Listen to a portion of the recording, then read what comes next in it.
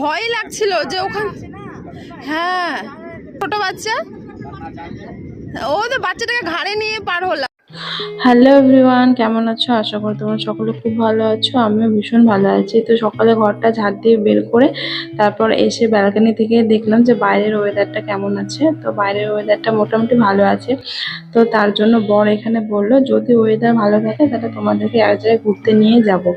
তো সেই জন্য আর কি তাড়াতাড়ি আর কি বড় চলে গেল অফিসে। তো আমি এখানে মেয়ের খাওয়ার করলাম, সকালের যেটা খাওয়ার করে আর কি। তারপর দুপুরে লাঞ্চটা নিয়ে আসলো। লাঞ্চে ছিল আজকে হচ্ছে মাছের ঝোল, কাতলা মাছের ঝোল, চিংড়ি মাছের তরকারি, ডাল, পাঁপড়, এগুলোই ছিল। তো খেয়ে দিয়ে তাড়াতাড়ি করে আর কি বেরিয়ে গেলাম স্টেশনের দিকে। তো এবার